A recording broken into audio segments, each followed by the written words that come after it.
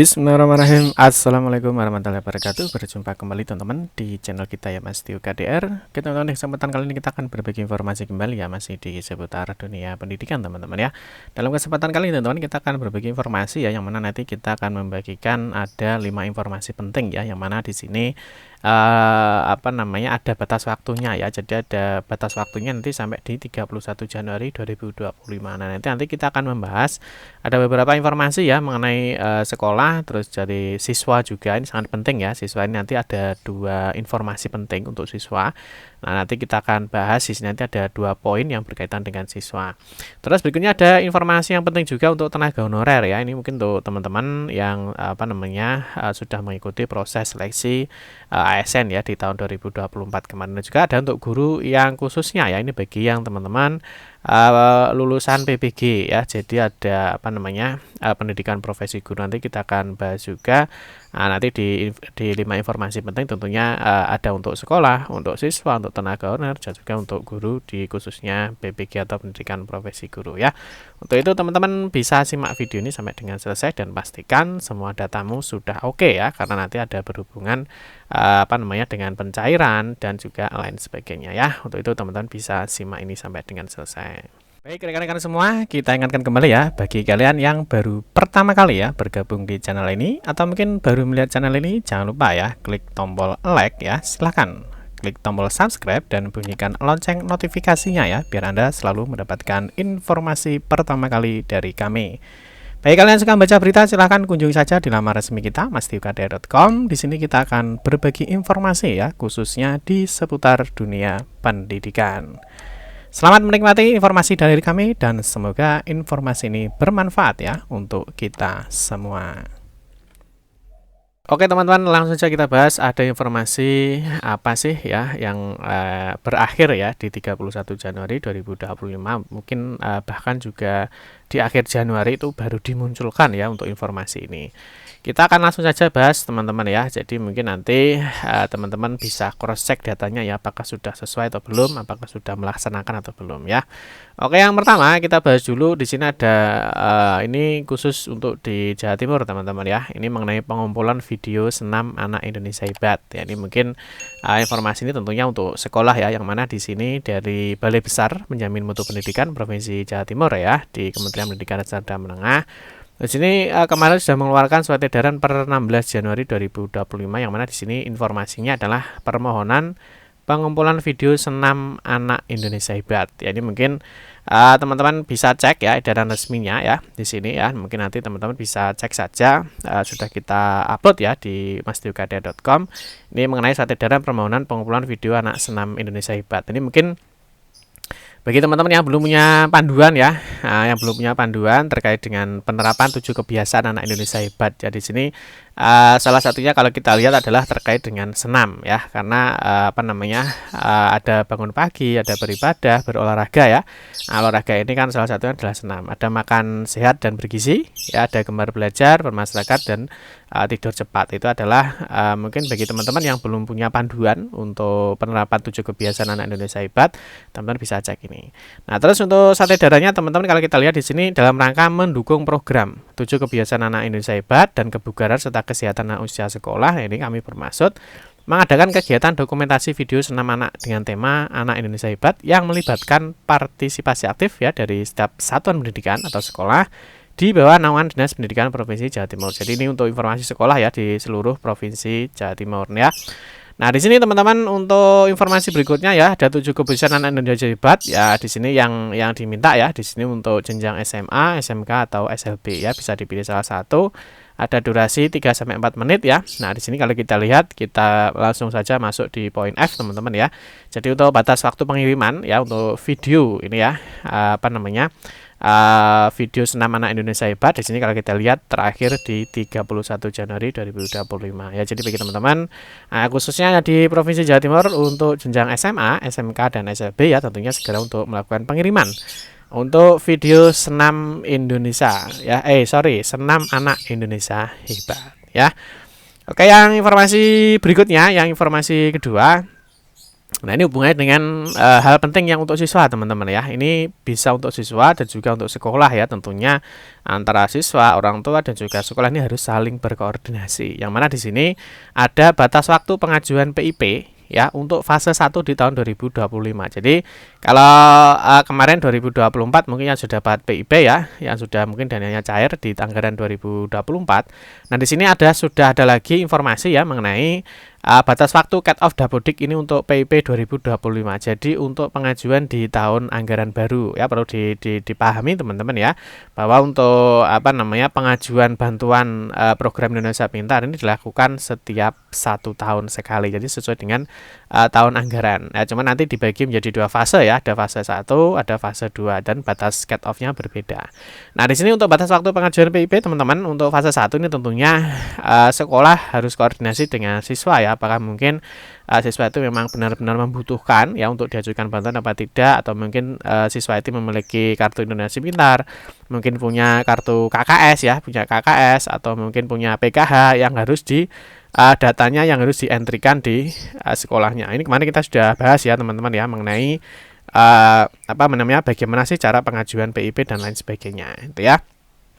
Nah, untuk edaran resminya ya teman-teman bisa cek di sini ya. Nah, mungkin teman-teman nanti bisa cek saja ya di masdiukada.com. Di sini kita sudah upload ya mengenai surat edaran mengenai batas waktu pengajuan bantuan PIP untuk tahun 2025 ya. Ini tentunya melalui aplikasi Dapodik Sekolah.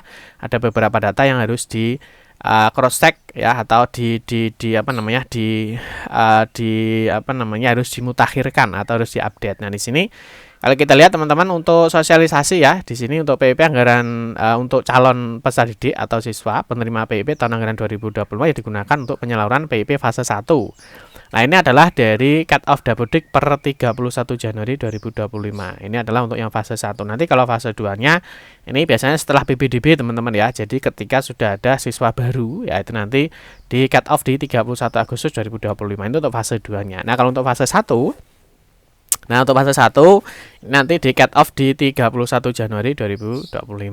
Ya, jadi mungkin teman-teman ada beberapa data ya, ini baik sekolah ataupun siswa itu harus saling koordinasi, yang mana di sini teman-teman kalau kita lihat di poin 2-nya ya, di poin 2-nya. Nah, di sini ada status layak. Ya, jadi status layak yang harus di cross check. Nah, teman-teman bisa cek ya di video kita ya. Kemarin kita sudah bahas sih mengenai PIP ya. Jadi bagaimana sih cara pengajuan PIP? Mungkin teman-teman nanti bisa masuk bisa masuk di bagian playlist. Teman-teman pilih aja di sini teman-teman ya, di mengenai bantuan ya. Mana ya, bantuan PIP ya. Jadi mengenai pembahasan PIP kemarin kita sudah bahas ya, salah satunya adalah untuk pengajuan ini ya. Nah, kita lihat. Nah, kemarin kita sudah bahas di sini ya, ada mengenai edaran resmi ya. Jadi mengenai pengajuan PIP di 2025 dan juga edaran resminya sudah kita bahas di video ini. Ya, mungkin teman-teman bisa cek yang mengenai batas waktu pengajuan untuk PIP. Ya. Terus yang berikutnya yang ini nanti untuk usulan PIP ya, ini bagi teman-teman yang mungkin tidak memiliki kartu PIP atau mungkin tidak memiliki kartu PKS atau KKS atau PKH. Nah, itu harus dari sekolah itu harus diusulkan ya. Jadi sekolah itu harus mengusulkan ya. Jadi siswa-siswa itu kan mengajukan usulan, Pak ini mungkin tergolong yang tidak mampu ya. Nanti sekolah itu menandai layak PIP itu karena apa ya, misalkan di yatim piatu ya, di panti asuhan ataupun yang lainnya, atau mungkin siswa-siswa ini rentan miskin ya. Jadi itu sekolah itu harus mengajukan siswa-siswa yang memang layak untuk diajukan sebagai penerima program Indonesia Pintar atau PIP gitu ya.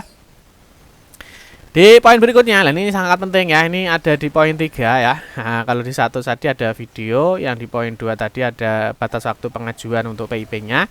Nah, kalau di poin 3 ini teman-teman ini sangat penting, yaitu adalah batas waktu untuk aktivasi rekening bagi penerima PIP di tahun 2024. Ya, jadi kalau teman-teman dinyatakan sebagai penerima PIP di tahun 2024, ini khususnya bagi teman-teman yang masuk di kategori nominasi. Jadi nominasi ini kan penerima baru ya, jadi penerima baru dia belum memiliki buku rekening ya, jadi dia harus melakukan aktivasi rekening. Nah, di sini sudah disampaikan ya bahwa untuk aktivasi rekening PIP ini diperpanjang sampai dengan 31 Januari 2025. Nah, ini teman-teman harus melakukan aktivasi rekening jika teman-teman itu sebagai penerima SK nominasi PIP. Jadi SK nominasi ini artinya teman-teman itu baru mendapatkan PIP ya, misalkan dari jenjang SMP misalkan ya. Kalau SMP itu kan banknya kan BRI ya. Nah, misalkan dia dapat bantuan di SMA atau SMK ya, di SMA atau SMK, maka nanti banknya akan berubah menjadi BNI ya, karena sudah berbeda jenjang ya. Nah, ketika teman-teman ini dapat PIP ya, ini masuk SK nominasi, maka dia harus melakukan aktivasi rekening di sini ya, di bank penyalur yang baru. Nah, tapi kalau SK pemberian artinya teman-teman itu misalkan yang SMP ya kelas 1 terus naik kelas 2 atau naik kelas 3 kan tetap ya. Yang misalkan di SMP ini namanya SK pemberian. Jadi dia sudah memiliki rekening aktif dan itu tinggal ketika dapat PIP ya tinggal dicarikan aja ke buku rekeningnya. Tapi kalau yang nominasi ya, dia ini misalkan bisa alih jenjang atau baru dapat PIP, maka dia harus melakukan aktivasi rekening. Nah, ini sampai dengan 31 Januari 2025. Itu harus diperhatikan ya, ini untuk batas aktivasi rekening. Kalau yang sebelumnya tadi ya, tadi adalah untuk pengajuan PIP-nya. Ya, jadi ini yang tahun 2024 harus segera diselesaikan. Nah, ini kalau teman-teman cek di PIP ya, mungkin ada sebenarnya ada SK nominasi, di sini ada informasi ya bahwa rekening belum diaktifasi. Ini artinya bisa teman-teman mungkin pindah jenjang ataupun teman-teman baru dapat PIP. Ya, jadi segera diaktifasi teman-teman, jangan sampai nanti ya teman-teman nanti dibatalkan ya, jadi dibatalkan sebagai penerima PIP ya, jadi eman-eman teman-teman ya. Jadi karena memang peserta didik yang tidak melakukan aktivasi rekening ya sampai dengan kurun waktu yang ditentukan oleh Puslapdik, maka peserta didik dimaksud selanjutnya dibatalkan ya, dan tidak ditetapkan sebagai penerima PIP. Jadi ini eman-eman nanti biasanya kalau sudah menolak satu kali, biasanya di tahun-tahun berikutnya tidak dapat ya, karena dia sudah diberikan kesempatan tapi tidak melakukan aktivasi rekening atau pencairan dananya. Itu ya, jadi hati-hati untuk poin ini. Teman-teman segera untuk koordinasi dengan sekolah apakah dapat PIP ya. Kalau misalkan belum aktivasi rekening ya segera untuk melakukan aktivasi rekening. Terus yang di poin 4 teman-teman, yang poin 4 ya, di sini ada pengajuan NIP ya, ini untuk P3K yang di tahap 1 ataupun untuk yang CPNS ya, ini untuk tahun anggaran 2024. Jadi kemarin Badan Kepegawaian Negara atau BKN ini sudah mengeluarkan surat edaran ya terkait dengan usul penetapan NIP untuk ASN di tahun 2024. Ini tentunya teman-teman sudah paham ya, untuk tenaga honorer yang lolos di tahap 1 ya, yang misalkan kode R2L ya ataupun kode R3L ya. Jadi ini yang lolos mendapatkan informasi ini untuk batas satu pengajuannya adalah sampai dengan 31 Januari ya. Mungkin teman-teman nanti bisa cek di sini ya. Nah, di surat edaran BKN nanti teman-teman bisa cek di masdiwkd.com. Nah, di sini ada terkait dengan usul penetapan NIP baik CPNS maupun P3K di tahun 2024. Nah, kalau kita lihat teman-teman di poin ini teman-teman ya. Nah, ini di poin 8, pelamarnya dinyatakan lulus agar mengisi daftar riwayat hidup ya, serta menyampaikan kelengkapan dokumen secara elektronik melalui sscisn.bkn.go.id. Nah, untuk CPNS adalah di 3 Januari sampai 21 Februari 2025 ya, sedangkan untuk P3K nah ini P3K ini tahap 1 ya, mulai 1 Januari sampai dengan 31 Januari 2025 ya. Jangan lupa untuk segera diselesaikan untuk proses pengajuan NIP-nya ya, khususnya untuk P3K di tahap 1 ya. Kemarin sudah ada informasinya ya, kalau mungkin teman-teman masih ingat ya, untuk edaran BKN ya di tanggal 27 September 2024 mengenai jadwal P3K tahun 2024. Nah, memang kalau kita lihat untuk jadwal tahap 1 ya, kemarin sudah lolos tahap 1. Nah, ini untuk pengisian DRH untuk pengajuan NIP P3K-nya adalah sampai tanggal 1 sampai dengan 31 Januari 2025. Nanti mungkin yang teman-teman lupa untuk surat edaran BKN mengenai jadwal seleksi P3K, teman-teman bisa download aja di masdiwkd.com ya. Oke, terus yang terakhir di poin 5 ini bagi teman-teman yang dapat sertifikat pendidik ya, atau mungkin baru lulus PGPG ya di tahun 2024. Ini tentunya banyak yang bertanya-tanya kapan sih nomor registrasi gurunya itu diterbitkan atau ditampilkan di info GTK ya. Nah, ini informasinya ya, kalau teman-teman cek di laman info GTK, di sini ada informasi mengenai penerbitan energi. Ya, di sini ada informasi nomor registrasi guru atau NRG bagi lulusan PPG hingga tahun 2024 sudah dilakukan penerbitan. Jadi artinya energinya teman-teman itu yang lulus di tahun 2024 itu sudah terbit ya. Nah, saat ini masih dalam tahap pengecekan untuk validitas data dan penguatan di sistem database. Nah, informasi energi ini akan ditampilkan pada info GTK pada akhir Januari 2025 ya. Jadi akhir Januari itu kan biasanya di minggu terakhir teman-teman ya. Ya mungkin bisa di tanggal 27, 28, 29, 30 ataupun mungkin bisa saja ya data energi ini ditampilkan di tanggal 31 Januari 2025 ya, karena di sini dijelaskan di akhir Januari 2025. Oke teman-teman ya, mungkin itu saja ya informasi yang dapat kami sampaikan ya terkait dengan 5 informasi ya mungkin teman-teman bisa cross check apakah data-datanya sudah sesuai dengan edaran ataupun data-datanya sudah memenuhi syarat ya, ataupun sudah melakukan misalkan pengajuan dan lain sebagainya. Demikian teman-teman yang dapat saya sampaikan, semoga informasi ini bermanfaat ya. Mohon maaf jika ada salah kata dalam memberikan informasi dan penjelasan. Kita berjumpa kembali di video-video berikutnya. Saya akhiri, wassalamualaikum warahmatullahi wabarakatuh.